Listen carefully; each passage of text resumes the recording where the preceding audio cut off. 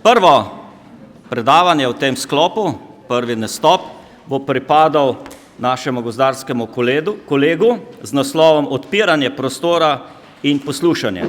Jakob je po poklicu gozdar, ki živi skupnostno, pripada plemenu, naravi, gozdu, je nekakšen gozdni mistik, puščavnik na vasi, ampak mehki revolucionar in notranji eko razmišljajoči človek.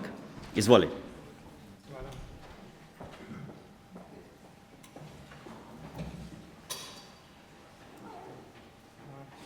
Zelo sem hvaležen, da sem lahko z vami.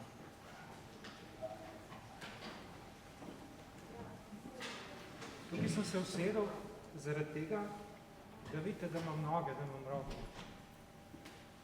In da tudi s temi nogami lahko hodim. In da je morda bolj pomembno to zavedanje, da lahko hodim,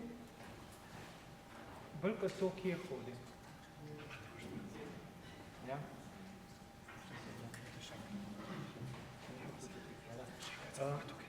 Ja. A zdaj me slišite, ja. Zelo sem hvaležen, da sem z vami, da smo skupaj, tudi če imamo različna mnenja. Ta mnenja so zgolj koncepti, ki niso toliko resnični. Pogledate, misli, besede, dejanja so samo nekaj, kar plava v prostoru, pride in gre. Mi pa smo. In smo tukaj zaradi sebe in zaradi vseh. V domu starejših v Brežicah je ležala Marica.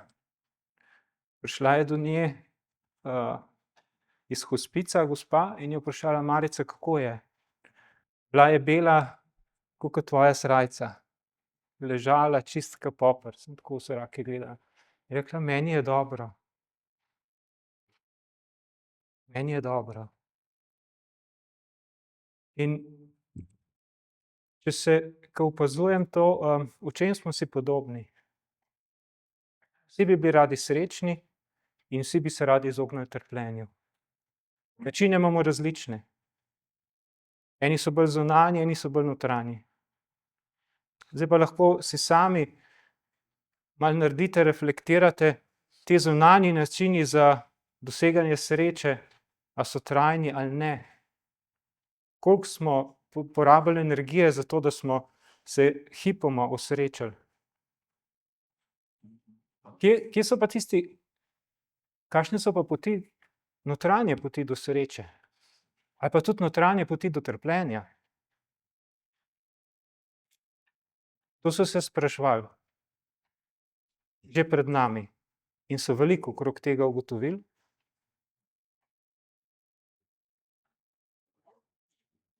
In en glavni razlog za to, da smo nesrečni, je nevednost. Nevednost, da smo. Nevednost, da imamo telo. Nevednost, da se lahko zavedamo. Da lahko zavedamo telesa. Da se lahko zavedamo tega, kar gledamo, kar slišimo. Že preprosto zavedanje tega je neskončna sreča. In mislim, da je tukaj, temu bi rekel, globoka ekologija. Mi lahko prilagajamo zemljo vse večjim potrebam človeka, lahko pa preprosto ozavestimo človeka v to, kar je, v to, kar sem jaz, v to, kar si ti, v to, kar smo vsi. In temu bi lahko rekli, da smo neskončno zavestni, neskončno sočutni in neskončno sposobni doseči najvišje dobro za vsega in vsakega, ki si zamislimo. Vsak od nas je to sposoben. To je popolnoma naravno stanje človeškega bitja, da lahko to naredimo. Poti so seveda različne. Zdaj pa, če se ujamemo v te zunanje poti do sreče, nas lahko doleti to, da zastremo tisto bistvo, da ga ne vidimo več, da ne vidimo več tega, kot je rekel, v nedeljo sem bil pri prijatelju Viktor Truvjanu, mu je ime, 18 let že živi brez hrane in vode. In on je rekel, ko bi vi videli, kako ste vi lepi, pa ne vidite. Govoril je, slovenščino bi prevedel, o tihoti. On je rekel, da je vojna in mir, da je to ista stvar v dveh škatlah. Ampak ta tihota skoraj da ni od tega sveta. In jaz sem jo začutil, ne, in je to res. Lahko, da to ni za vas, kar govorim. In je prav. In je prav to. Lahko, da je, lahko, da nekoč bo, ali pa nikoli. Vse je prav. Vse je prav.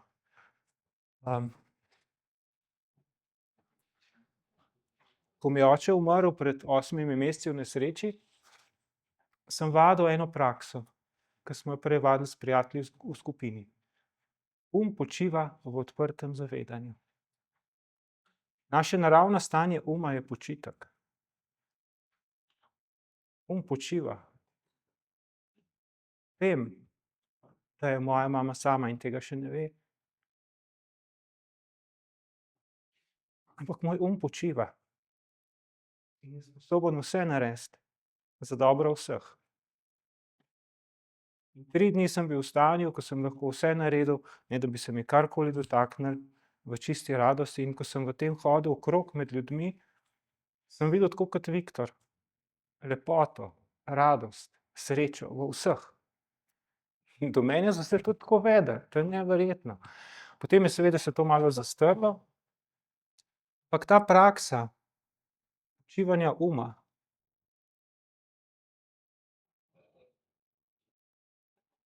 tukaj vidimo nekaj, reče temu rdeča barva.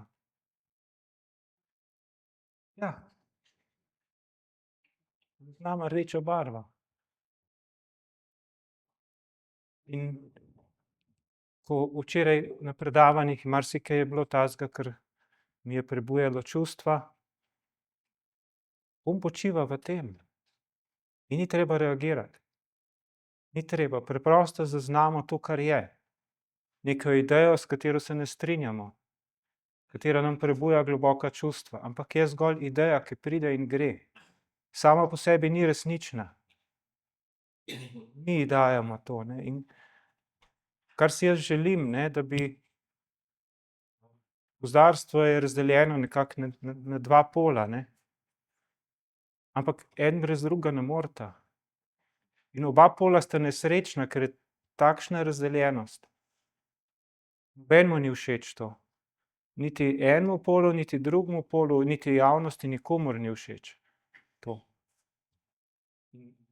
Ena rešitev, ki jo predlagam, je preprosto počivanje uma v tem, kar je. Ni nikjer, niso ga našli. So ga probali odkriti, pa ga niso našli. Zdravniki so ga iskali, kje je. In kar so odkrili, je, da je vse toliko dogodkov, pojavov, ki pridejo in grejo. Preteklosti ne moremo zaznati, ni več, prihodnosti tudi ni, ampak tudi zdajšnjega trenutka ni. Ko jaz Roberta pogledam, ko mi reče, to je Robert, je že minil tisti trenutek. Ga ni več. Se pravi, vse toliko dogodkov, pojavov, konceptov lebdi nekje v prostoru, ampak moj je miren v tem. Naravno je, da je miren v tem.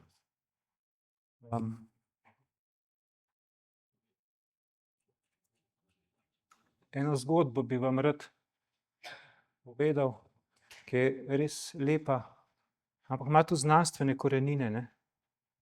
Indrova mreža niti, neskončno niti, naj bi bilo stvarstvo tako narejeno. Neskončno niti, kjer je neskončno oglišč. In v vsakem oglišču je en diamant. In ta diamant ima neskončno zbrušenih stranic. In vsaka stranica in en diamant, če pogledamo potem, ne, odseva vse diamante v mreži. A je tako, me sledite? Kaj se zgodi, ko se en diamant spremeni? Kaj se zgodi, ko jaz spremenim dojemanje sveta? Ali je to mogoče največ, kar lahko naredim? Ali pa edino, kar lahko naredim? Zdaj pa, če še z znanstvenega vidika povem to isto stvar, ne. Ugotovili so znanstveniki dva delca, ki sta bila nekoč skupaj, jih dajo narazen, to povezavo zavedno ohranita. Se spremeni en delc, se spremeni drug. Potem je pa spet ena, to je zgolj teorija znanstvena, da je vsa materija bila nekoč v enem. In pri velikem poku je šla narazen. Kaj to pomeni? Kako jaz gledam na svet? Kaj to pomeni za svet? Ja.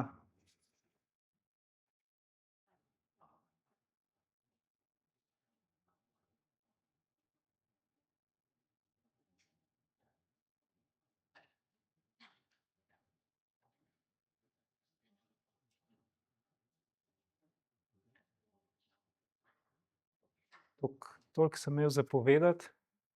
Lahko kaj poveste, vprašate, se ne strinjate. Mogoče še eno stvar, ne. Moj velikokrat obtožuje, presoja, obsoja, ampak tudi v tem lahko počivam. Karkoli je opora za da lahko počiva. Tudi naše obsojanje, presojanje. Dober biti do sebe. Hvaležen biti do sebe in si reči hvala, da sem, z vsem, kar je. Tudi presojanje, obsojanje, kletvice, vse to je. Z vsem tem sem. In potem se zgodi en čudež, da se vse umiri. Iz te tihote lahko potem zajemam iz celotnega vesolja, ne, ker materija je v bistvu iluzija, ne. To so kvantni fiziki dokazali, da je polje neskončnih možnosti. In na nas je. Je to samo po sebi rdeče? Ne, ni. To je rdeče zato, ker jaz rečem, da je rdeče, ker sem se tako odločil. Lahko pa ne bi bilo, ne. Samo po sebi ni. Če od majhnega otroka vprašaš, on ne ve, da je to rdeče, ne. Je pač nekaj, kar on vidi, ne. Lahko bi še govoril o tem pa. Okay. Hvala, Jakob.